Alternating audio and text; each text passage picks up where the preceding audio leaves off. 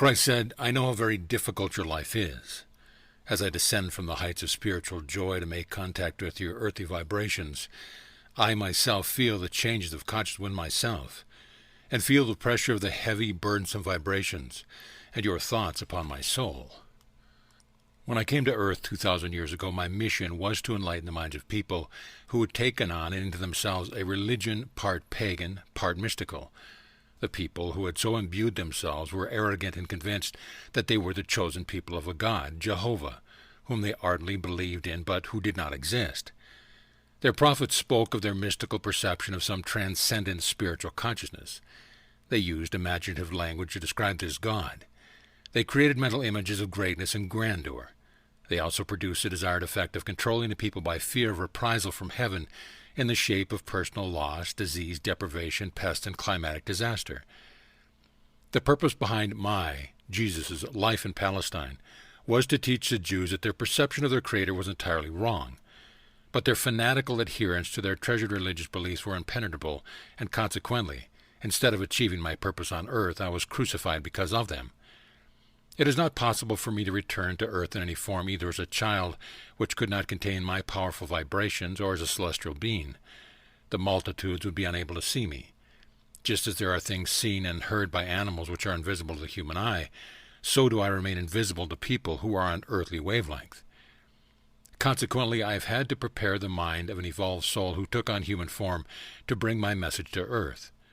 Those who are sufficiently spiritually evolved to hear will hear. Those who are not yet ready will not hear and will not be able to receive at this present time.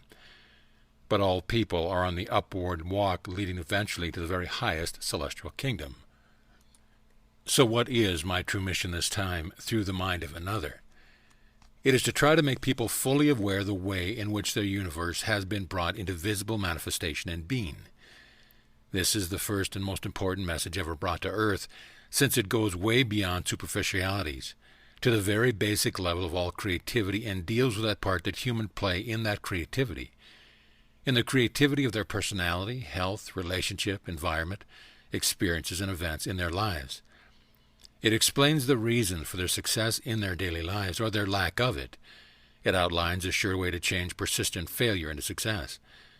This article is to draw your attention to the vibrations of consciousness.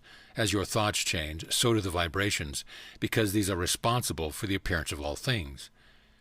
When trees are newly felled, they are healthy and their vibrations are of a certain frequency. But when the wood has lain on the ground for many, many years, the vibrations gradually drop and the wood visibly rots.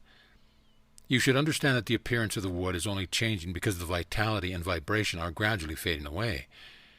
Therefore, it should be easy to understand that the reality of everything under the sun is really within the underlying energy which supports it, not in the thing which can be touched, seen, and heard.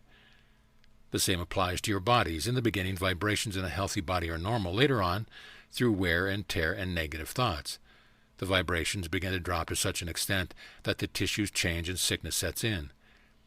When you are tired, exhausted, your vibrations in your body drop somewhat, and it is no longer so easy to move around. After rest and sleep, the vibrations are restored, and you feel able to continue your daily activities again. Everything in existence is consciousness, appearing as different materials in plant, animal, human, and inanimate things such as elements and stones, earth and metal.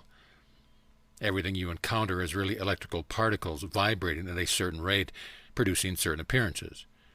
Change the vibration of a thing radically and inject it with a new consciousness, and you have a different commodity. In this way could I, with the powerful use of my visual imagination and belief, draw together the electrical particles to create food. When you visualize what is needed, and believe with all your heart and mind that this electromagnetic blueprint will draw to itself the components to make it real in the world, eventually it will manifest itself. This revelation has been around for a long time, but the even greater revelation has been overlooked. Beware of what you may be creating for yourself when you have no idea you are doing it. Beware of those judgmental, critical thoughts which can harm another human being and can return to harm you also. Beware those unguarded emotional moments when you wish certain circumstance or events on another, because destructive thoughts bring about destructive consequence. Have you found that things continually go wrong for you? Examine your attitude and your thoughts about other people. Remember that electricity sends out the message and magnetism brings it back, sometimes with interest. Remember that when you look upon things with grave disfavor or irritation, you are interfering with the natural vibrations which make them what they are. Beware lest unwittingly you bring your own house down around your ears. And beware when you contemplate the weather. Don't complain about the rain and say you wish it would stop. It may stop longer than you want it to. And don't complain about the sun and wish it would rain. It may come in floods.